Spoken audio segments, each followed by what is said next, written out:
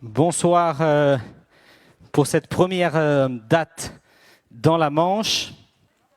Nous sommes à Avranches pour ce premier live aux côtés des colistiers du 50. Nous avons plusieurs personnalités qui sont avec nous. Nous tenons à les remercier. Donc, notamment pour tous les internautes qui êtes en ligne, vous pouvez poser vos questions. Hervé Morin y répondra au 07 67 67 29 56, 07 67 67 29 56. Et sans plus attendre, pour les internautes, vous pouvez découvrir la liste de la Manche.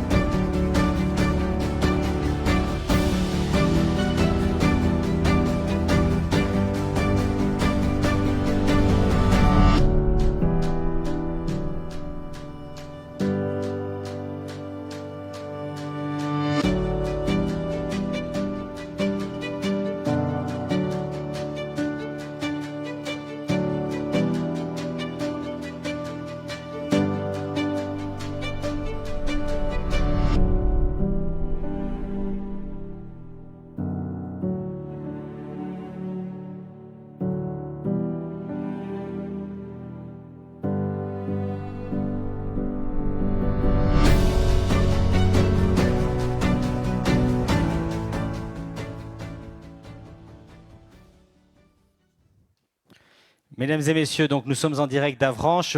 J'invite les participants à s'installer sur les chaises aux normes Covid. Et je demande à notre candidate de se rendre au pupitre, Julie Barenton-Guilas, candidate pour la Normandie conquérante.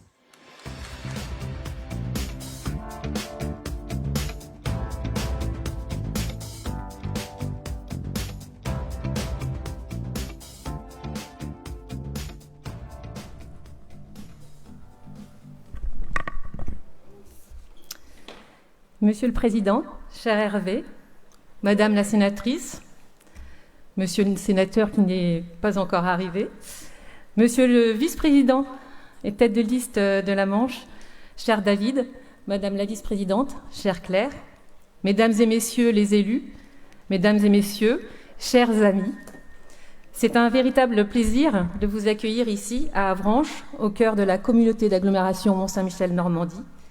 Merci, Monsieur le Président, d'avoir choisi Avranches pour faire votre première réunion publique dans la Manche. Je souhaite profiter de ce moment pour vous expliquer brièvement les motivations de mon engagement auprès d'Hervé Morin et de la Normandie conquérante.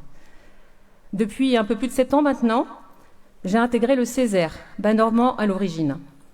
Les Césaires, conseils économiques, sociaux et environnementaux, ne sont pas très connus. Ils existent pourtant dans chaque région.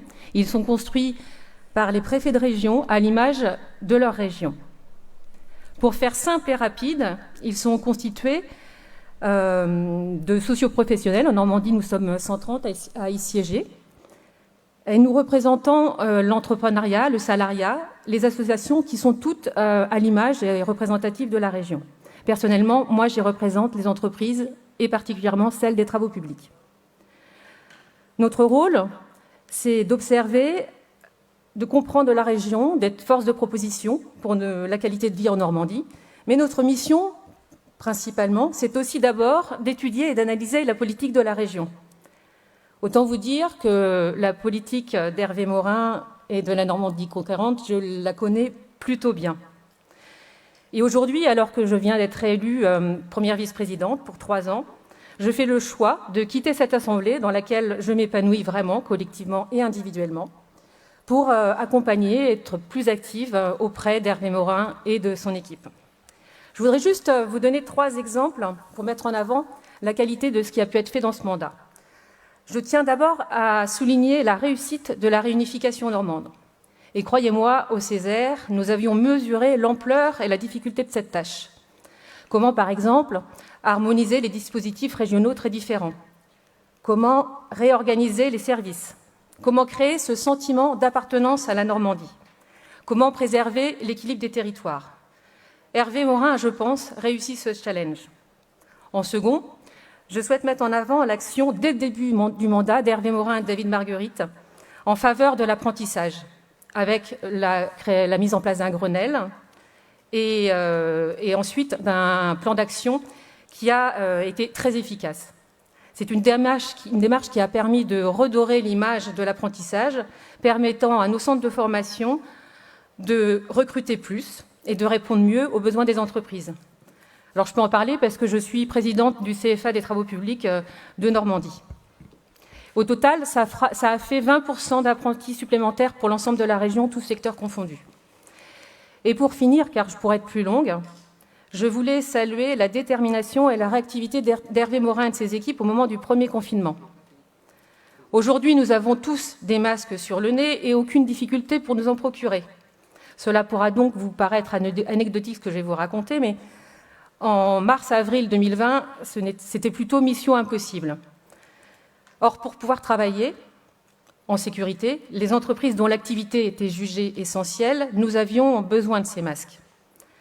Hervé Morin a réussi avec ses équipes à trouver suffisamment de masques et très rapidement pour les fournir en premier au personnel qui était concerné par la Covid, le personnel de santé, et puis très vite a su organiser la distribution sur le territoire en se mettant au réseau avec les branches, les différents institutionnels, ce qui fait que nous, chefs d'entreprise, avons eu très rapidement la certitude que nous aurions ces masques pour pouvoir redémarrer notre activité.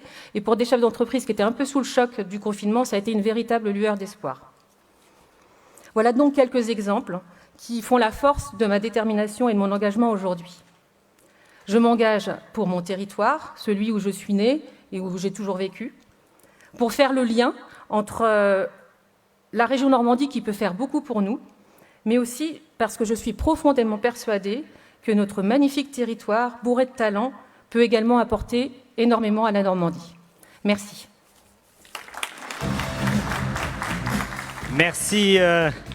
Merci Julie pour votre intervention. Donc, comme tous les soirs, vous le savez, nous sommes en direct de toutes ces villes de Normandie. Près de 26 villes vont être traversées par l'équipe de campagne. Donc, vous êtes sur Facebook en direct. Et je demande désormais au président de l'agglomération du Cotentin et tête de liste pour la Manche, David Margueritte, de s'exprimer au pupitre.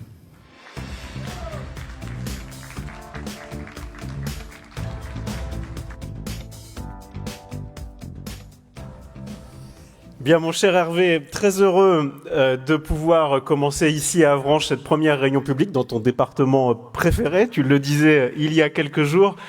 Très heureux également de saluer des élus fidèles qui sont des amis. Bien évidemment, Philippe Bas qui nous fait l'honneur d'être avec nous ce soir, Béatrice Gosselin.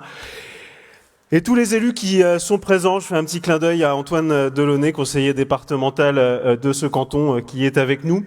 La fidélité, je le dis souvent, c'est une valeur qui n'est pas toujours très nouveau monde, mais qui est pour moi profondément moderne. Je n'ai jamais conçu l'engagement public sans fidélité. Je ne pouvais pas commencer non plus sans saluer l'engagement de ces femmes et de ces hommes, de ces militantes et militants qui ont toujours été à nos côtés, et je veux les saluer amicalement et chaleureusement ce soir. Je voudrais être bref et vous faire passer 3 messages ce soir. Le premier message, il est d'abord pour l'équipe que j'ai l'honneur de conduire dans le département de la Manche. Je voudrais le dire parce que dans notre département, nous avons pu constituer, cher Hervé, un rassemblement de femmes et d'hommes qui n'est pas un rassemblement de façade. C'est un rassemblement authentique, un rassemblement de femmes et d'hommes qui ont au cœur leur territoire, qui sont profondément enracinés et qui sont en quelque sorte à l'image de ce qu'est l'esprit manchois, cher Philippe. Cet esprit qui est fait de modération, mais un esprit qui est fait aussi d'authenticité. Je le dis souvent dans notre département. Les liens qui se nouent sont des liens forts et de fidélité. Et la liste que nous avons constituée et que vous avez pu voir il y a quelques instants est à l'image de notre département et profondément respectueuse, je le crois, de ces équilibres. S'il est un équilibre qui est difficile à respecter dans notre département, c'est l'équilibre géographique.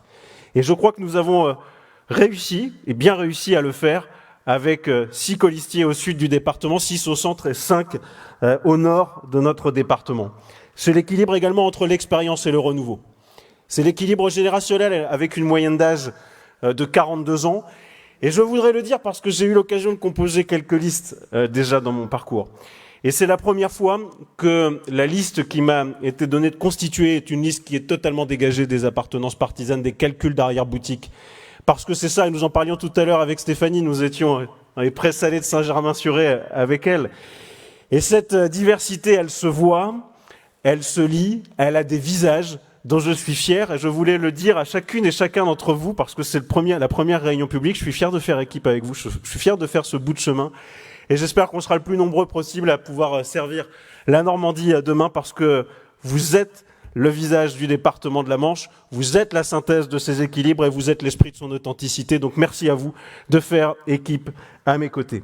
Je voudrais en particulier saluer Julie, qui s'est exprimée juste avant moi. Nous avons trouvé qu'il était... pour illustrer cet équilibre pertinent, qu'alors que je suis élu du nord du département, que la numéro 2 de la liste soit au sud, complètement au sud du département, Julie, alors que j'étais un élu sortant, Julie, elle est un nouveau visage qui a un enracinement professionnel et un enracinement territorial qui est très fort. Et je suis très content du binôme qu'on forme tous les deux. Je pense qu'on est complémentaires. Merci à toi. Je salue les autres colistiers du sud du département. Thierry Armand, le maire de Romagny, qui est également ingénieur chez Accom. Et puis la jeune génération, Gaël Couette, qui était engagé au Conseil régional des jeunes. Et Lou Laurent, qui est ici et que je salue également et qui est à nos côtés depuis longtemps. Nous étions il y a quelques jours à Sourdeval, avec le soutien de la maire de Sourdeval et à Mortain dans un déplacement, et je les remercie chaleureusement. Le deuxième message que je voulais vous faire passer, c'est que le département de la Manche, il sait ce qu'il doit à Hervé Morin et à la Normandie conquérante. Le sud du département en particulier. Il y a 6 ans, lorsque nous avons fait campagne ici, la région était parfois identifiée comme un guichet, il faut bien le dire. Où les collectivités allaient vers la région, demandaient de rallonger les budgets d'un certain nombre de projets. Et je crois pouvoir dire qu'après 6 ans, la région est devenue stratège. Elle est devenue stratège en même temps qu'elle est totalement enracinée sur nos territoires. Il y a 6 ans, le débat se faisait sur la capitale régionale. Nous avons été nombreux ici à plaider pour que ce soit Caen. C'était un engagement d'Hervé Morin et cet engagement a été tenu. Et il était essentiel pour l'équilibre de la Normandie, et nous le savons particulièrement sur le territoire du Sud-Manche. Le Sud-Manche sait ce qu'il doit à la Normandie, et en particulier avec ces 41 projets qui ont été soutenus du pôle d'échange multimodal de Pontorson, ou également le pôle de santé libérale ambulatoire de Mortain, pour ne citer que cet exemple. Et le troisième message que je voulais faire porter, c'est le vote utile. Parce qu'il nous reste plus que 3 semaines, finalement, pour le faire. Et lorsque l'on a à la tête de la région un homme qui a la capacité à décider et à incarner les décisions, et qui a la capacité à incarner la Normandie, on le garde. Et je voudrais juste citer une anecdote. Mon premier rendez-vous à la région, c'était le lendemain de notre installation, c'était le 4 janvier 2016. Et mon premier rendez-vous, c'était dans le Sud-Manche, c'était à Villedieu. Et j'ai rencontré ce jour-là un proviseur, un ancien proviseur de lycée, qui m'a dit que vous devriez vous intéresser au modèle des écoles de production. Je n'avais jamais entendu parler des écoles de production. Et il se trouve qu'il n'y en avait qu'une dans la région Normandie. Quelques semaines après, je suis allé en région Auvergne-Rhône-Alpes, qui est le berceau des écoles de production. J'en suis revenu convaincu qu'il fallait développer le modèle en Normandie. J'ai dit à Hervé Morin, est-ce que tu acceptes de me faire confiance sur ce projet? Il a dit banco tout de suite. Le projet a été voté en quelques mois, et 4 ans après, il y a 6 écoles de production dans la région. Ces écoles de production sont à la fois une réponse au décrochage scolaire, avec des jeunes qui sont raccrochés à la confiance par le modèle du faire pour apprendre. Et ils sont une réponse aux besoins des entreprises en termes de recrutement, parce qu'ils sont installés sur des secteurs d'activité où l'on a besoin de main-d'œuvre. Je souhaite profondément que nous puissions, après en avoir développé une à Valogne, développer une école de production dans le prochain mandat ici dans le sud du département, parce que c'est un bon modèle et c'est un bon exemple, je pense, de ce que veut dire la volonté politique, qui ne peut peut-être pas tout et qui peut encore beaucoup, et on l'a vu sur les résultats de l'apprentissage dont tu parlais, Julie. Pour toutes ces raisons, oui, il y a des colères qui s'expriment, mais quand on a une bonne équipe, quand on a un bon bilan, on l'amplifie, on le garde et on fait confiance. À notre président de région, il nous reste 3 semaines pour convaincre. Je compte sur chacune et chacun d'entre vous pour aller porter cette parole de la Normandie conquérante. Vive la Normandie, vive la Manche et vive Hervé Morin. Merci David Marguerite. Votre tête de liste pour le département de la Manche.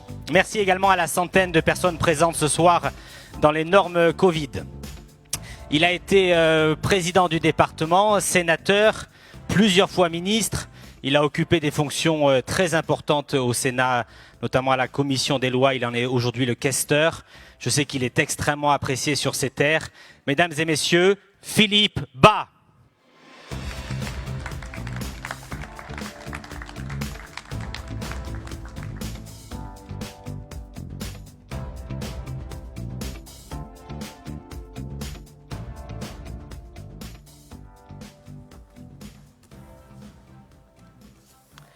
Eh bien, cher Hervé, c'est parti, vous faites campagne et vous allez de ville en ville, prouvant que la région Normandie est proche de chacun de ses territoires. Alors, j'ai un grand plaisir d'être avec vous ce soir. Je suis arrivé un petit peu en retard, j'arrive de Paris et je repartirai dans la nuit, mais je ne pouvais pas manquer les 2 réunions publiques par lesquelles vous lancez la campagne dans le Sud-Manche, dans la Manche, dans la Normandie. C'est bien de commencer par chez nous, car nous sommes prêts à nous mobiliser pour apporter à la Normandie conquérante toute notre énergie. Cher Hervé, cher David, chère Béatrice, chère Claire, chère Julie, cher Antoine, chers tous, merci d'être là. Cher Lou, chère Lisa, les jeunes conquérants qui étaient il y a peu de jours à Percy en Normandie pour nous présenter leur travail. C'est un moment important. Il est plus que temps d'attirer l'attention sur cette campagne pour les élections régionales qui risque sinon d'être complètement oubliée. Qui parle des régionales aujourd'hui ? Bien sûr, quand on va s'approcher de l'échéance, la tension va croître et ce sera heureux. Ce qui me frappe au moment où nous commençons cette campagne, qui coïncide avec la campagne des élections départementales, je n'aurais garde de l'oublier, cher Antoine Delaunay, bon courage. Ce qui me frappe en commençant cette campagne, d'abord, c'est que plus personne ne se pose la question de l'existence de la région de Normandie. Et pourtant, ça a été la première tâche d'Hervé Morin et de toute son équipe, avec notamment, ici, dans la Manche, David Marguerite, à un poste hautement stratégique, celui de la formation professionnelle, qui est au cœur des missions de la région. La première tâche d'Hervé Morin a été de créer une région de toutes pièces. Et que cette région ne soit pas en apesanteur, que ce ne soit pas une région hors sol, comme on dit maintenant. Que cette région crée du lien avec chacun de ses territoires, qu'elle s'enracine, qu'elle s'ancre. Et si on peut faire le constat, maintenant, que personne ne se pose la question de ce qu'il y avait avant, c'est parce qu'on est dans un nouvel ordre de notre organisation territoriale où la région de Normandie a tout simplement pris très naturellement sa place. Ça n'a pas été sans effort. Je me souviens du commencement, de la nécessité administrative, tout d'abord, de fusionner les 2 anciennes régions, mais aussi que entre le sud de la Seine et le nord de la Seine, on crée un espace commun avec une affectio societatis, c'est-à-dire un sentiment d'appartenance. Nous avons le sentiment d'appartenir à la Normandie d'Hervé Morin. C'est déjà un acquis qui me paraît fondamental, et ça, c'est la trace que vous laissez déjà dans l'histoire de nos territoires. C'est très important de le souligner, parce que ça n'allait pas de soi. On disait la Normandie, c'est plus facile qu'ailleurs. D'abord, on dit Haute et Basse Normandie, ça veut dire qu'on est toutes les deux normandes. Et c'était vrai. Et pour autant, c'était difficile. La deuxième chose qui me frappe, quand je regarde le chemin parcouru au cours des dernières années, c'est le dynamisme, l'élan donné à cette région. Au fond, quand vous avez choisi de prendre l'image de la Normandie conquérante, vous avez posé un acte fondateur extrêmement important. La Normandie ne servirait à rien si elle n'était pas là comme fer de lance de nos entreprises, de notre agriculture, et si elle n'utilisait pas tous les leviers de commande pour insuffler ce dynamisme à notre région. Nous le voyons ici dans le Sud-Manche, quand l'investissement a été fait de la déviation de Marseille-les-Grèves, nous ne l'avons pas fait tout seul au département, nous avons fait moitié-moitié avec la région. Eh bien, depuis 12 ans, la région n'avait plus investi sur une route. Et Hervé Morin a fait exploser ce verrou qui nous a permis, ici, d'améliorer considérablement les liaisons entre Avranches et Granville. Nous serons à Granville tout à l'heure. Et j'aime à le rappeler, parce que cette promesse avait été faite avant l'élection, elle a été aussitôt tenue.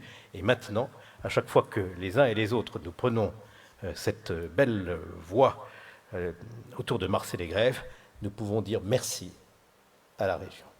Merci à la région aussi pour les entreprises qui ont pu bénéficier d'un soutien de la région, un soutien constant, indépendant de la crise à laquelle on est confronté, mais un soutien qui s'est considérablement accru avec l'aide aux entreprises confrontées à la cessation d'activité avec les confinements successifs.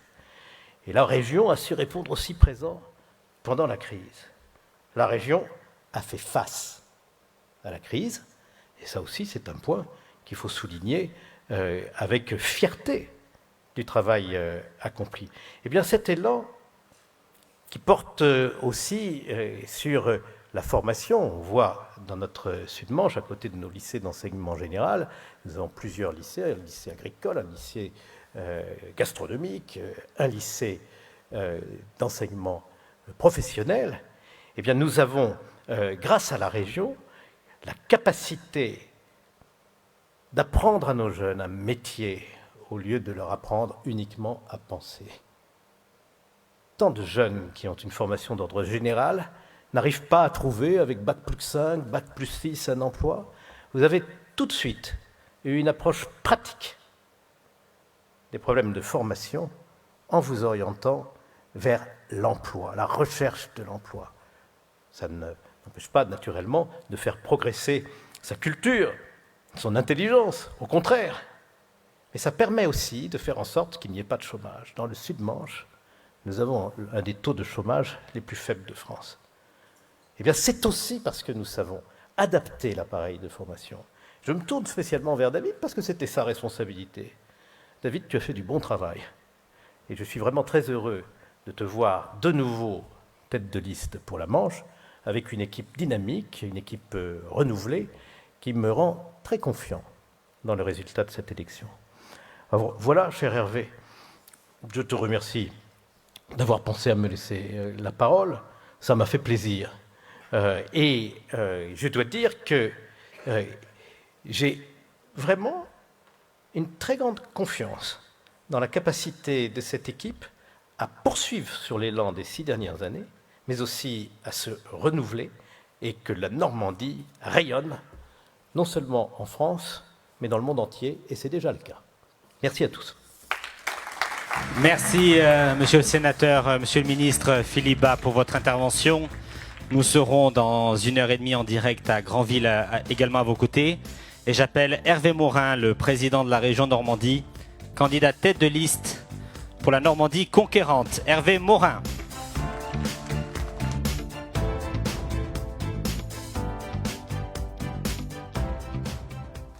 Bien, il fait pas chaud.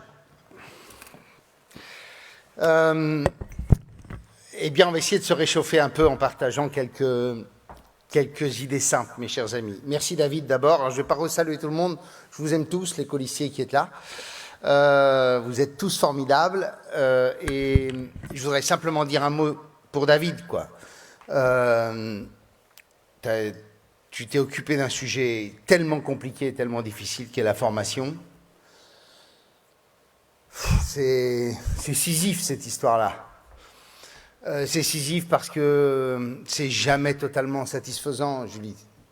À chaque fois, on crée des formations, on développe de nouvelles, on engage des discussions avec les chefs d'entreprise, avec les organisations professionnelles, on essaie de bâtir en disant ça y est là, on va pouvoir offrir à nos jeunes de nouvelles perspectives à travers une formation dans laquelle il y a un boulot. Et puis à chaque fois, vous avez en face de vous des chefs d'entreprise qui disent je ne trouve personne. À chaque fois, des chefs d'entreprise disant mais j'ai pas la formation qui me convient. On était il y a quelques jours avec les carrossiers qui nous disaient mais il y a 250 à 300 emplois non pourvus dans le secteur. Aidez-nous. Et en même temps, à chaque fois, ce sont des verrous, faire en sorte que ces jeunes soient orientés, informés sur les métiers pour aller vers des débouchés vers lesquels ils ne vont pas naturellement. Avoir une autre représentation de toute une série de métiers qui sont des représentations datées. Quand on évoque la question de la métallurgie, les gens pensent encore qu'on est du temps de Charlie Chaplin. Bon, et donc, au bout du compte, David a fait un boulot extraordinaire. Je vous le dis parce que on a augmenté le nombre d'apprentis de 20% en Normandie. Vous ne savez peut-être pas, mais on a augmenté de 20%. On avait 20 000 apprentis, on a 25 000 apprentis aujourd'hui, jusqu'en 2019, puisque le gouvernement a fait voter une loi pour reprendre la compétence apprentissage, mais on peut s'enorgueillir d'avoir non seulement augmenté le nombre d'apprentis, mais surtout contrarié une courbe qui, depuis 10 ans, nous amenait chaque année à avoir un peu moins d'apprentis. On a lancé les écoles de production. 6 écoles de production, c'est un modèle formidable, des jeunes qui sont quasiment en situation d'échec scolaire et à qui on propose de revenir dans la formation et dans l'école à travers la production. On a ouvert une école de la deuxième chance, pour des jeunes là aussi en situation de décrochage, 800 jeunes à Hérouville-Saint-Clair, avec là aussi des réussites formidables. On a ouvert plus de 80 formations nouvelles dans les lycées, dans les lycées de la région. Il y a un BTS qui a été ouvert ici. Vous allez à Vire, vous avez un BTS du métier de la mode parce que l'industrie textile nous disait qu'il faut élever les compétences. Ailleurs, on a ouvert un BTS de maintenance industrielle. Là, ouvert un CFA. Là, Julien, un campus des métiers à Alençon. Bref, on a beaucoup fait pour la formation, au-delà de ce qu'on a pu faire pour l'éducation. Je vais commencer par ça. On a beaucoup fait pour la formation.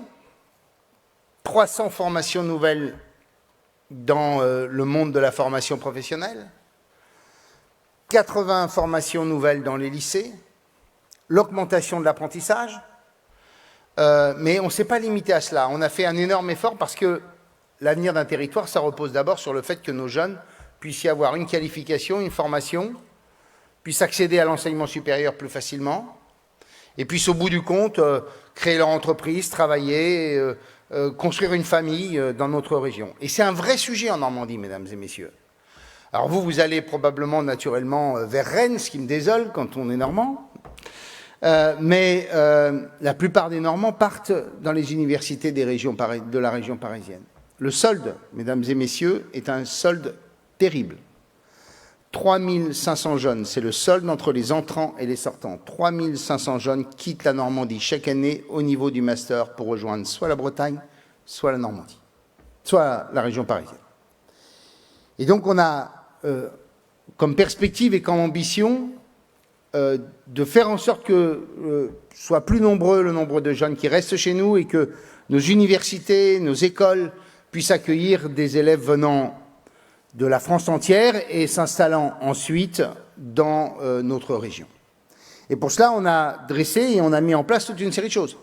La première, c'est qu'il n'existait pas de bourse à la mobilité internationale des étudiants. Vous savez que désormais, quand vous êtes à un certain niveau d'études, vous avez forcément une bourse, un stage à l'étranger. Il n'y avait pas de bourse, ni en Basse-Normandie, ni en Haute-Normandie. On a créé une bourse. 4000 jeunes en profitent chaque année, sauf bien sûr l'année Covid, où personne n'en a profité, ou presque. Nous avons décidé de doper l'enseignement supérieur. Je vais prendre simplement le cas de la Manche. On a une magnifique école qui s'appelle Intecmer à Cherbourg. La région a décidé d'investir dans cette école pour la rénover et la rendre plus attractive.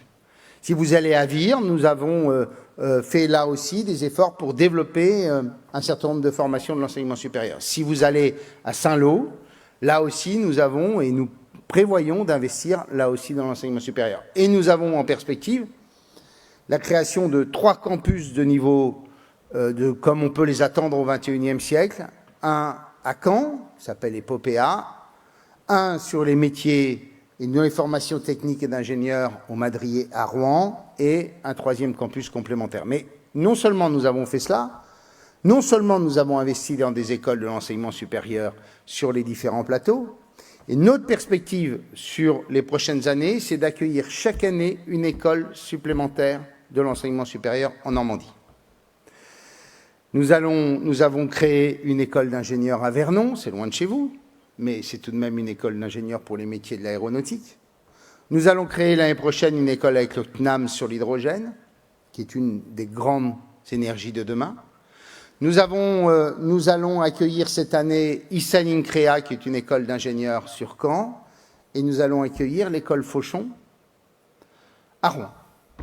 Et chaque année, je veux qu'il y ait une école d'ingénieurs ou une école de l'enseignement supérieur supplémentaire en Normandie. Ça, c'est un objectif pour faire en sorte que la matière grise, l'intelligence de Normandie reste en Normandie, s'installe en Normandie, crée son entreprise. Nous avons fait aussi des efforts considérables dans la formation des professions paramédicales. Mesdames et messieurs, la question de la santé, c'est une question centrale. Alors, David a évoqué ce qu'on appelle les PSLA, les maisons de santé. Il y en a eu 2 financées par la région dans le coin.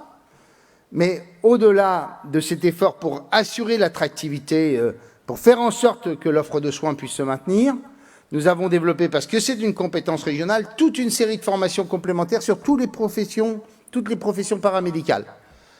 Nous avons augmenté le nombre de formations dans la kinésithérapie, 40 de plus chaque année, en veillant à ce que cette formation soit gratuite dès lors qu'on s'installe dans un service public, hôpital, maison de retraite, maison pour handicapés, ou si vous installez dans une zone rurale.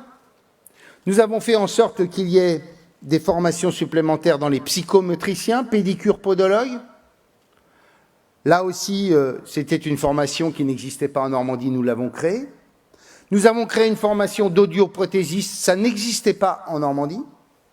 Nous avons augmenté la formation du nombre d'aides-soignants. On forme 100 à 150 aides-soignants supplémentaires en Normandie. On en formera 800 de plus dans les 3 prochaines années entre les infirmières, les éducateurs spécialisés et les aides-soignants. Nous modernisons les instituts de formation en ayant fait ceux de Fécamp Évreux, c'est à venir, Fécamp et Alençon, et en prévoyant l'année prochaine ceux de Cherbourg et d'Évreux. Et, mesdames et messieurs, il manque en Normandie 800 dentistes pour juste être dans la moyenne nationale. Et là, nous avons progressivement augmenté les formations de 5e et 6e année. Et l'idée, c'est que nous puissions avoir, dans 3 à 4 ans, une fac de dentaire qui n'existe pas en Normandie, puisque les dentistes, les futurs dentistes se formaient en Bretagne quand on était en Basse-Normandie, à Lille et à Paris quand on était en Haute-Normandie. Résultat, on manque de 800 dentistes dans notre région. Et donc on a fait cet effort-là. Et nous continuerons à investir autant qu'on le peut, bien entendu dans nos lycées, mesdames et messieurs. On a investi la bagatelle de 620 millions d'euros dans nos lycées. 20% de plus que ce que faisait la Haute et la Basse-Normandie. On a investi dans le péripédagogique. On a fait en sorte qu'on puisse avoir ce qu'on appelle les programmes lycée développement durable, éveiller à la conscience environnementale, faire en sorte qu'on fasse du tri sélectif en Normandie, qu'on lutte contre le gaspillage alimentaire. Le lycée champion sur la lutte contre le gaspillage alimentaire étant à Cherbourg, 22 grammes de gaspillage alimentaire par plateau. Formidable. Nous faisons en sorte aussi qu'il puisse y avoir des innovations pédagogiques, on appelle ça lycée du futur, 150 innovations pédagogiques financées par la région dans toute une série de lycées candidats, 1000 jeunes chaque année formés en fin d'année à l'anglais, avec une période d'immersion. Nous en formerons progressivement, nous proposerons à 2000 jeunes de Normandie de pouvoir le faire. Bref, on a cherché à bâtir autant que possible une région qui puisse former ces jeunes, leur favoriser leur éducation, favoriser demain l'égalité des chances grâce à un gros travail que nous menons sur l'orientation et l'information des métiers. Et enfin, ce que nous souhaitons, bien entendu, c'est permettre à ces jeunes de ne pas subir la fracture numérique. Et à partir de la rentrée prochaine, chaque lycéen rentrant en seconde pourra bénéficier d'un ordinateur portable qui permettra en 3 ans de doter tous les lycéens de Normandie. C'est un effort gigantesque, c'est 20 millions d'euros par an, 40 000 ordinateurs. Et c'est la possibilité, de faire en sorte que tous les jeunes aient la même chance, le même outil. Et deuxièmement, pour les équipes et les communautés éducatives, de pouvoir innover pédagogiquement, faire plus de suivi personnalisé, etc., etc. Donc l'effort a été un effort constant. On en parle peu et je préférais... je commence jamais par ça, mais je voulais commencer par ça parce que comme c'était une partie de la compétence de David, qui est voilà, un sujet clé, mesdames et messieurs. Quand on parle d'attractivité économique, de développement économique, en réalité, la première question que pose aujourd'hui une entreprise, c'est pas les infrastructures, c'est peut-être si le très haut débit, mais sorti de cela, c'est est-ce que je vais avoir les compétences, les qualifications, les hommes et les femmes pour pouvoir développer ma boîte. C'est plus important que tout le reste. Et donc nous avons fait cet effort parce que c'est notre devoir individuel, notre conscience que de s'occuper de notre jeunesse, mais c'est aussi un atout clé et fondamental pour le développement d'une région. Et je reviens sur le sujet qui a été abordé par Philippe. Tout ça n'était possible. Toutes ces politiques que nous avons menées, sujet après sujet, toutes ces nouvelles écritures des politiques régionales n'a été possible que parce que nous avons réussi la réunification de la Normandie. Aujourd'hui, c'est tellement une évidence que personne n'en parle. Et d'ailleurs, quand on interroge les Normands, il y a chaque année une enquête d'opinion qui est faite par l'IFOP, 77% des Hauts-Normands disent que la réunification est une bonne chose et 77% des Bas-Normands disent la même chose, ou à un point près. Et donc on a à peu près 8 Normands sur 10 qui disent que la réunification de la Normandie, ça a été une bonne chose. Ça a été une bonne chose parce que bien sûr ça a permis à la région d'avoir des capacités de financement beaucoup plus fortes, de pouvoir porter des projets réellement structurants, systémiques, capables de créer de la valeur, capables de créer du développement. Mais ça a été surtout une chance exceptionnelle parce que ça a permis de créer cette communauté de destin, ce sentiment d'appartenance, cette fierté d'être normand. Moi, je suis frappé de voir à quel point il y a de plus en plus de drapeaux avec nos léopards dans nos villages, sur des maisons. De plus en plus de personnes qui font référence à la Normandie, qui portent la fierté d'être normand. Quand Miss France gagne, la première chose qu'elle dit, regardez, c'est « Je suis fière de représenter la Normandie ». On pourrait dire « Je suis fière d'être française aussi », mais elle commence par ça. Quand le meilleur boulanger de France est normand, son premier discours, c'est de dire « Je suis fier de représenter la Normandie ». Et vous pouvez le faire à l'infini. Et c'est ça l'avantage et la clé de la réunification de la Normandie. C'est qu'avant, Haute et Basse Normandie, on ne pouvait pas cultiver ce sentiment d'appartenance, cette communauté de destin, cette fierté, cet amour de notre région. Désormais, on peut cultiver à l'infini l'excellence de la Normandie, parce que nous sommes un territoire d'excellence, nous sommes un territoire d'exception. Mais avant, il y avait la Haute qui trouvait que ce n'était pas la priorité, la Basse qui ne trouvait pas la priorité. Prenez un seul exemple. Allez au salon de l'agriculture. Avant, on avait un salon minable. Un stand normand minable. Maintenant, on a un stand exceptionnel. Parce qu'on l'a voulu, nous, parce que les départements se sont associés à nous et parce qu'on a décidé que l'agroalimentaire et l'agriculture en Normandie, c'était clé et fondamental, c'est un de nos points d'excellence, ça fait partie de l'imaginaire collectif. Et donc, on a cultivé cette histoire-là. Désormais, nous pouvons porter, par exemple, une vocation... la vocation maritime de la Normandie. Moi, j'ai toujours été frappé par cela. Moi qui n'ai pas tellement le pied marin, mais plutôt le pied terrien. On est tous issus ou presque de la mer, puisque vous connaissez nos origines, et souvent on dit les Normands ont tourné le dos à la mer. Eh bien, nous pouvons réaffirmer progressivement notre appartenance, notre culture, notre vocation maritime. C'est à la fois ce qu'on fait pour les pêcheurs, c'est à la fois ce qu'on fait pour nos grands ports maritimes, mais c'est aussi par toute une série de sujets pour réaffirmer ces 620 km de côte et cet atout considérable que cela représente d'ouverture au monde, de capacité d'attirance et de développement touristique. Et ça se fait aussi par un certain nombre de sujets que vous n'avez pas dû voir. C'est faire en sorte qu'on puisse valoriser les produits normands. L'IGP du Bulot de Granville, on l'a porté avec l'organisation professionnelle. Comme nous sommes en train d'essayer de porter l'IGP huître de Normandie. C'est quand même assez ahurissant. L'huître de Normandie, c'est incroyable. On se fait piquer une partie de la valeur ajoutée parce qu'on prend nos huîtres chez nous et après, on les commercialise sous un autre nom et c'est la valeur ajoutée est piquée par les autres. Gilardo, ce n'est pas des huîtres pour la plupart issues de Charente-Maritime ou je ne sais où. Ce sont des huîtres de Normandie, mais c'est eux qui piquent la valeur ajoutée. Eh bien, il faut qu'on puisse clairement indiquer aux consommateurs que notre huître, qui est la meilleure du monde, elle soit de Normandie. Je prends un troisième exemple. Nous avons lancé la Grande Débarque. C'est quoi la Grande Débarque? C'est qu'on veut faire un grand événement autour de la coquille Saint-Jacques. Comme il y a l'arrivée du Beaujolais, l'idée, c'est que pendant 8 jours, eh bien, il y ait sur tous les bistrots parisiens et tous les restaurants qui veulent s'y associer, l'idée que la coquille Saint-Jacques de Normandie arrive enfin sur les tables. On a lancé cette initiative depuis 2 ans. Malheureusement, le Covid nous a sapé un peu dans cette histoire-là. Mais tout ça n'est possible parce qu'on peut cultiver cette fierté d'être normand. Je prends volontairement des détails, des éléments de la vie quotidienne de la région pour indiquer que c'est ça la plus grande force de la réunification. Ce que je racontais sur les dentistes, c'est fondamental. Pourquoi il n'y avait pas de fac de dentaire en Normandie? C'est parce que la Normandie était divisée en 2. Eh bien, on peut le multiplier sur toute une série de sujets. Et la réunification, ça a été enfin l'appartenance à une communauté de destin et une fierté, celle de notre région. Mais ça imposait une chose, c'est l'équilibre.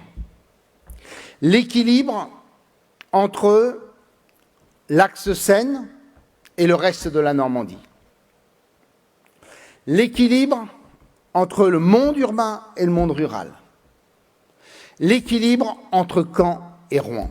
Et ça a été notre obsession de tous les jours. Faire en sorte que tout le monde se retrouve dans cette communauté de destin. Qu'à chaque fois qu'un projet méritait d'être financé et porté, eh bien, nous le portions et nous le financions. Et avec, mesdames et messieurs, une règle que nous nous étions fixée, ne jamais considérer qu'il y avait des collectivités qui méritaient moins parce qu'elles ne pensaient pas comme nous. Je m'enorgueillis de n'avoir jamais fait de différence sur le financement d'une collectivité, que la collectivité soit communiste ou qu'elle soit républicaine. Parce que tout bon projet pour une collectivité est bon pour la Normandie et que la Normandie ne se portera bien que s'il y a des collectivités qui soient attractives, bien équipées et capables de se développer. Et c'est ainsi qu'on a porté toute une série de projets. Je vous donne quelques éléments. 170 équipements sportifs. Nous étions tout à l'heure avec Marc Lefebvre au centre d'entraînement d'Avranches. Ça faisait des années, ma chère Claire, que le club d'Avranches souhaitait pouvoir équiper et financer un centre d'entraînement à la hauteur du rayonnement du club. Eh bien, nous avons participé au financement de cette opération. Nous avons financé 100 équipements culturels sur toute la région. Et nous avons financé, mesdames et messieurs, 260 centres-bourgs, centres-villes, dans leur restructuration, leur aménagement. Je prends des exemples. Sourdeval, Saint-Gervais, que nous avons inauguré ensemble, Philippe, Juvigny, ce sont des centres-bourgs ou des centres-villes que nous avons inaugurés ensemble. Et nous avons porté des politiques qui s'adressaient à toute la région. J'en cite une qui a concerné Avranches. Nous avions eu cette intuition qu'il il y avait probablement un fil commun de toutes ces villes de Normandie qui avaient été détruites au moment de la libération de l'Europe. Et donc nous avons fait un programme des villes moyennes de la reconstruction. Nous avons consacré 21 millions d'euros pour permettre à ces villes de régler progressivement des questions d'habitat, de logement, de restructuration de centre-ville, etc. Avranches a bénéficié d'1 700 000 € de la région pour pouvoir, en quelque sorte, porter progressivement la réhabilitation de ces îlots d'immeubles, comme à Caen, comme ailleurs, comme à Dieppe, comme partout, qui ont été construits après la guerre et qui, aujourd'hui, méritent d'être réhabilités. Et donc, nous avons cherché cet équilibre en permanence, parce que si vous détruisez cette histoire-là, eh bien, la réunification tombe en pièces. Et nous avons veillé à un certain nombre de symboles. Le symbole, c'est que le président de la région est en Haut-Normand, même si mes champs sont juste, quand je sors de mon jardin, je suis en Basse-Normandie, mais je suis considéré comme un élu de l'Eure. Eh bien, on a pris comme première décision que la première vice-présidente, ou le premier vice-président, c'est une femme, heureusement, est de Basse-Normandie. Quand je vois que les socialistes, dans le cadre de leur accord d'appareil avec les Verts, ont décidé que le président de région serait de l'agglomération rouennaise et que la première vice-présidente serait de l'agglomération rouennaise, eh bien, je dis que c'est une faute grave. Et quand, en plus, pour recycler l'ancienne fille du président de Haute-Normandie, Marie Leverne, on la met sur la liste du Calvados, comme s'il n'y avait pas assez d'élus du Calvados qui sont en capacité de pouvoir se présenter, je pense que c'est une double faute. Parce qu'en clair, on crée les conditions qui peuvent amener les gens à se dire, mais finalement, il y a la Haute-Normandie d'un côté, et puis il y a la Basse-Normandie qui est méprisée. Et donc, il faut être vigilant en tout. Voilà pourquoi la préfecture de région étant à Rouen, on a mis le siège du conseil régional à Caen. Et sur toutes les structures qui sont sous l'autorité de la région, on a cherché en permanence à veiller à ce que le siège de telle ou telle structure soit réparti entre les villes. Ça, c'est ce que nous avons voulu, mesdames et messieurs, en permanence. J'évoque la question de l'économie en quelques mots. La question de l'économie, ça a été notre obsession de tous les moments. On était toujours dans les profondeurs du classement. Alors vous, avec une économie qui marche du tonnerre de Dieu, mais il y a des coins en Normandie où c'est beaucoup plus difficile. Et donc, on s'est fixé comme ambition de faire en sorte qu'au lieu d'être sur 22 régions entre la 16e et la 19e place sur tous les indicateurs, qu'on porte une région dont le potentiel économique est considérable. Nous avons créé un écosystème, je crois, extrêmement favorable pour l'économie régionale. Nous avons créé des outils innovants. Nous sommes la seule région française, par exemple, à avoir créé un fonds d'investissement. Nous rentrons dans le capital des entreprises. Nous rentrons dans le capital des entreprises, soit parce que ce sont des start-up, soit parce qu'il faut stabiliser le capital au moment de sa transmission, soit parce qu'il est nécessaire d'améliorer le haut de bilan de l'entreprise pour la consolider et la solidifier. Nous sommes la seule région française à avoir créé un dispositif qui s'appelle ARM, qui vient au secours d'entreprises fondamentalement saines, mais qui ont des problèmes de fonds de roulement ou trésorerie. Nous avons sauvé plus de 500 boîtes en Normandie, 15 000 emplois, avec un taux de survie de 85%. Jamais sans démagogie. Quand, à l'issue de l'audit immédiat qui est effectué dans la boîte quand on est appelé au secours, si l'audit nous dit la boîte n'a aucune chance de survie, nous n'intervenons pas. Mais à chaque fois qu'on se dit qu'il y a une chance, on le fait. Je vais prendre un exemple concret. Vous avez peut-être vu dans Ouest France, Frial sauvé. Frial, vous savez, c'est les barquettes surgelées, quand vous mangez du Picard, ça vient de Bayeux. Bon. Eh bien, c'était une boîte, il y a 600 salariés, c'était une boîte qui avait été rachetée il y a 5 ans par un fonds d'investissement. Le fonds d'investissement s'était mal comporté, pas d'investissement, la boîte était sur le point de tomber.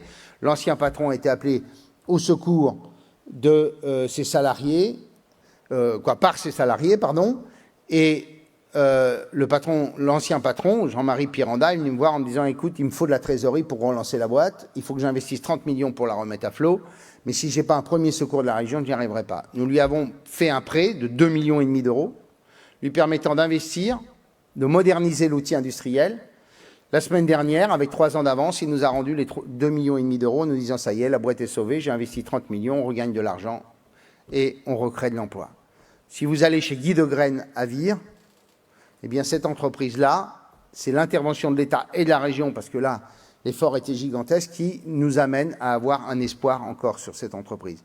On l'a fait pour des boîtes importantes et on l'a fait aussi pour des PME, pour des TPE, chaque fois que nous avons estimé nécessaire et utile.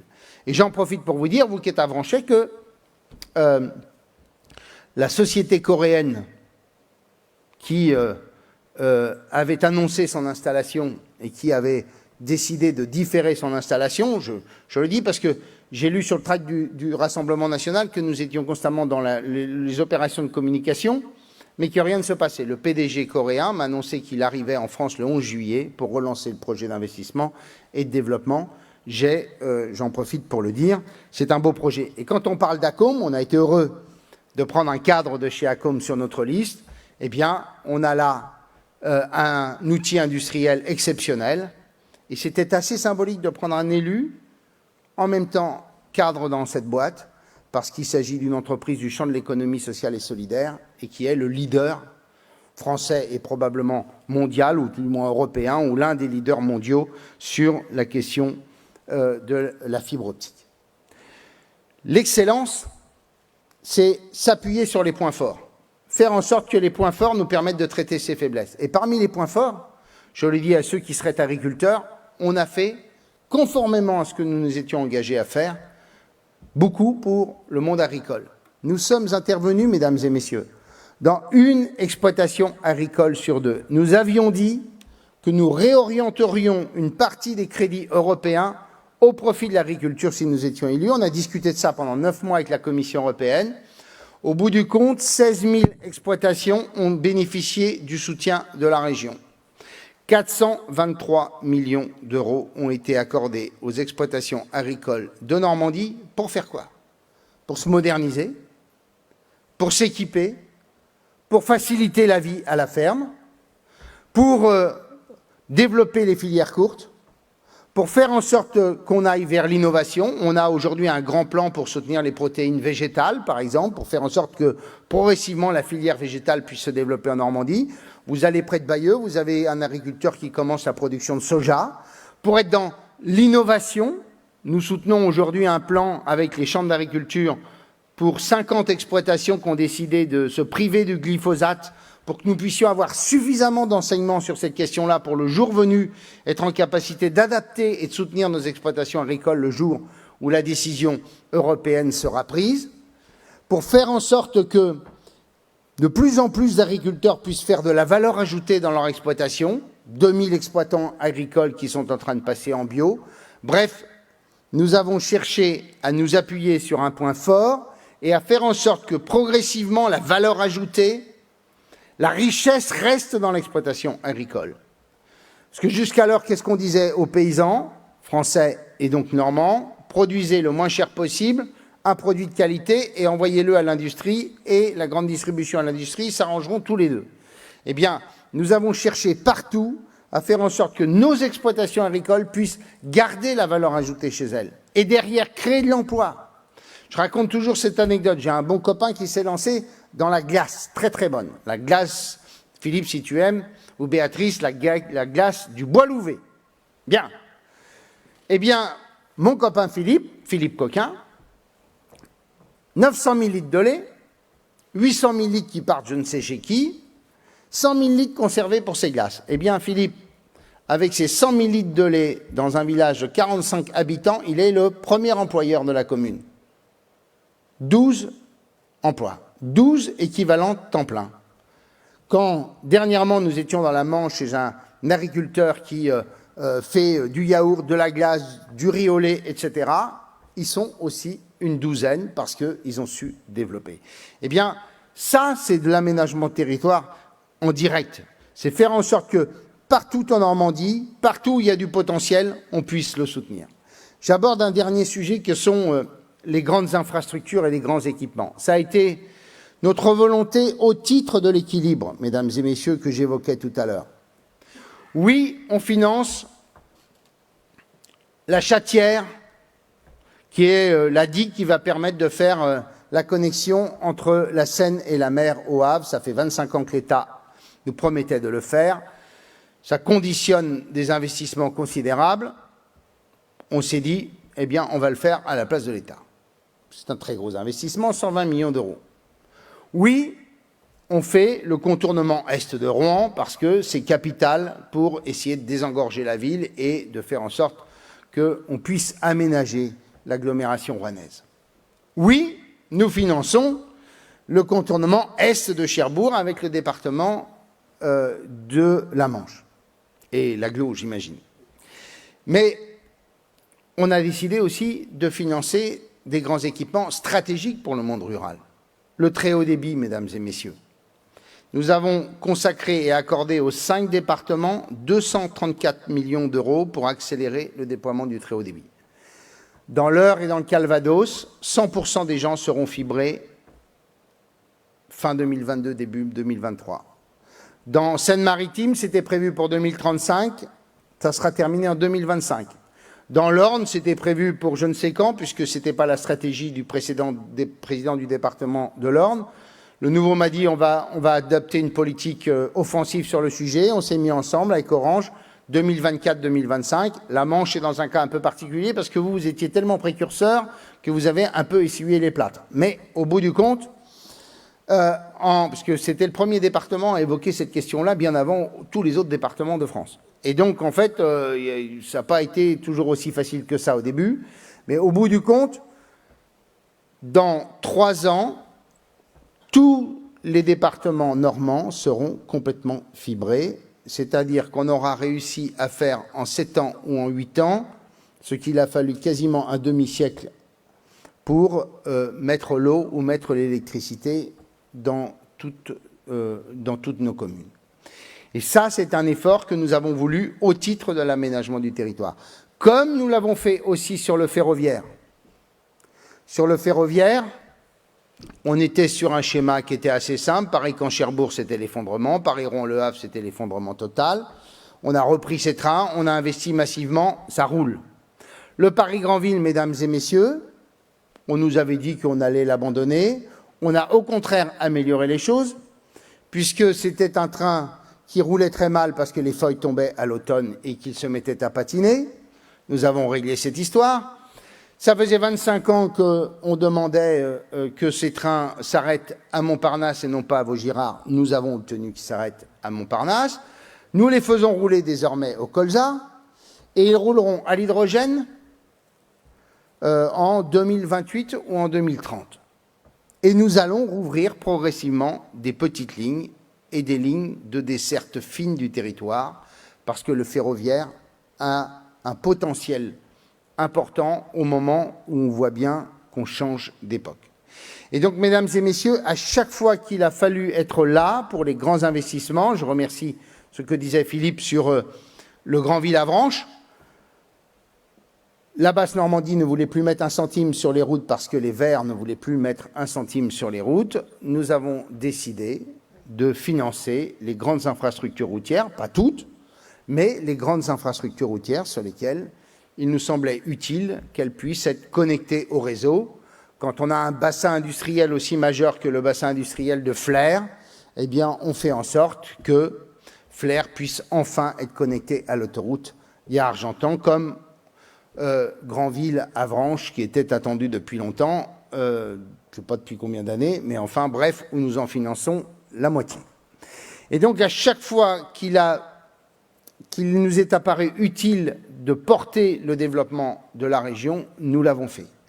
Et je termine par un dernier point, avant éventuellement de répondre à vos questions, qui est l'esprit dans lequel nous voulons bâtir ces 6 prochaines années. Nous l'avons bâti avec une équipe profondément renouvelée. Les 2 tiers des candidats au régional sont des candidats nouveaux, avec des jeunes pousses. Elles sont là. Des jeunes pousses de talent qu'on a repérés, en disant ils sont très malins. On l'a fait en s'attachant à 2 choses. La première, pas d'accord d'appareil. David vous l'a dit, je ne me suis même pas occupé de savoir l'appartenance politique des uns et des autres. Chacun a son parcours, ils sont très différents les uns des autres. Parfois, on nous le reproche. Moi, je suis fier d'avoir fait une liste qui représente ce qu'est la Normandie. Alors c'est sûr qu'il n'y a pas de gens d'extrême gauche. Bon. Mais clairement, ça n'a pas été notre question. La question qui a été la nôtre, c'est de faire en sorte qu'on ait des personnes en capacité de gérer des dossiers, en capacité de pouvoir incarner la région dans leur territoire et en capacité d'inspirer la politique régionale. Voilà pourquoi on a à la fois une chef d'entreprise, des élus locaux et des hommes et des femmes pouvant porter la région, pouvant porter aussi leur territoire en déclinant les politiques régionales. Et puis, la deuxième chose qui nous était évidente, c'est que cette élection-là, elle est dans un climat particulier. On est encore avec nos masques. Les Français sont, je ne sais pas comment le dire, en partie exaspérés, une partie se demandant s'ils vont en finir de ce cauchemar, et avec un climat national qui est celui que vous voyez tous les jours à la télévision. Et nous avons eu une seule obsession de nous dire cette élection, c'est l'élection régionale. On s'occupe de la région. Nous sommes normands. Oui, on vit dans un pays qui s'appelle la France, mais pour nous, la question, c'est de s'adresser à des Normands citoyens intéressés par leur région. Une région, c'est 2,1 milliards de budget. C'est 200 millions d'euros, grosso modo, pour la faire tourner, les salaires et les bagnoles, si je résume les choses comme ça. Le reste, c'est soit de l'investissement immatériel, qu'on appelle du fonctionnement, mais qui est de l'investissement immatériel, c'est la formation, les lycées, l'économie, etc. Donc, mesdames et messieurs, la région, c'est de loin le premier investisseur en Normandie. Très, très loin. Nous sommes la première région française en termes d'investissement par habitant. Nous sommes la région la moins endettée de France, mais nous sommes la région qui investit et de loin le plus de toutes les collectivités nationales. L'investissement en moyenne en Normandie, c'est entre 600 et 700 millions d'euros par an. Et donc je dis simplement, et c'est mon mot de conclusion, oui, vous en avez ras-le-bol, oui, vous ne supportez plus la déréliction du pays, oui, vous ne supportez plus l'islamisme radical qui remet en cause les fondements et les valeurs de la République, oui, vous ne supportez plus l'immigration incontrôlée, oui, vous ne supportez plus le caillassage des services publics dans les banlieues et dans les quartiers, oui, vous ne supportez plus l'image que peut donner parfois la comédie politique, mais je vous rappelle une chose, c'est que ça, c'est 2022. Et que le débat de ce mois-ci, c'est le débat de notre région. Et notre liste, c'est une liste de premier tour et de deuxième tour. On n'en changera pas.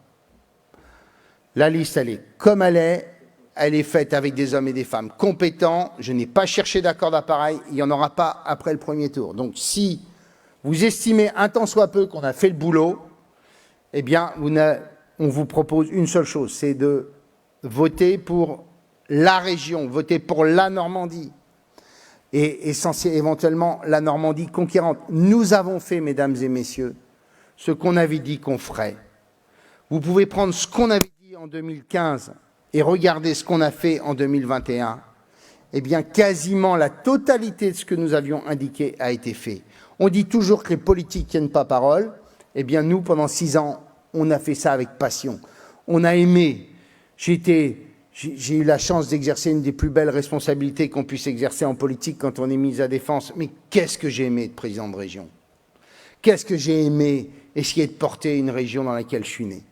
Eh bien, ça, c'est ça l'enjeu du 20 et 27 juin. C'est pas de dire à Emmanuel Macron, voilà, il faut plus de policiers, il faut plus d'autorité, il faut plus de ceci. Oui, le système police-justice marche pas, c'est une évidence. Mais c'est pas le débat des régionales. Ces débats là, il est pour l'année prochaine. Le débat, c'est est-ce qu'on veut une région conquérante, qui va bien, qui se porte mieux, qui se développe et qui fait une place à ses jeunes. Je vous remercie. Merci Hervé Morin en direct de Avranches. Nous sommes très pris par le temps. Nous avons reçu des SMS de la part des internautes. Nous allons répondre qu'à une seule question. Nous répondrons ensuite à Granville aux autres questions de la part de Marie que vous avez à l'écran en face de vous. Bon, on va peut-être essayer d'en prendre une ou deux. Sur le Mont-Saint-Michel, l'épique du Mont-Saint-Michel, la structuration du Mont-Saint-Michel, c'est une volonté de Philippe Bas et de votre serviteur. C'est enfin en place. J'ai vu le directeur général de l'établissement public du Mont-Saint-Michel. Il y a de beaux projets de développement, madame ou monsieur, Marie, madame, avec, je ne vais pas les décrire, mais en clair, des projets de développement touristique avec une obsession, c'est faire en sorte que parmi les 2,5 millions de personnes qui chaque année viennent au Mont-Saint-Michel, un plus grand nombre reste sur notre territoire une journée de plus. Ça veut dire améliorer l'offre hôtelière, ça veut dire améliorer l'offre touristique. Je ne veux pas rentrer dans le détail, mais on a plein d'idées. Et maintenant qu'on a une unité de fonctionnement sur la totalité, que nous avons voulu tous les deux et que l'État a fini par accepter, eh bien j'espère qu'on va pouvoir progresser sur cette question avec un sujet qui est probablement plus de Français et d'Européens qu'il n'y en avait avant sur le Mont-Saint-Michel, et donc avoir une période et un spectre plus long d'intensité touristique qui était concentré essentiellement sur quelques mois avant, et donc de pouvoir avoir une vie plus longue sur le Mont-Saint-Michel, notamment jusqu'à la fin de l'automne et au tout début du printemps. Autre question ? Encore de questions sur l'écran. Que faites-vous pour soutenir le sport chez nous dans le Sud-Manche? Alors, Denis, j'ai parlé du club d'Avranches.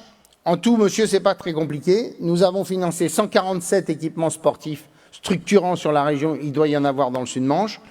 Nous finançons toute une série de clubs. Nous finançons les sportifs de haut niveau. Nous avons un Team Normandie.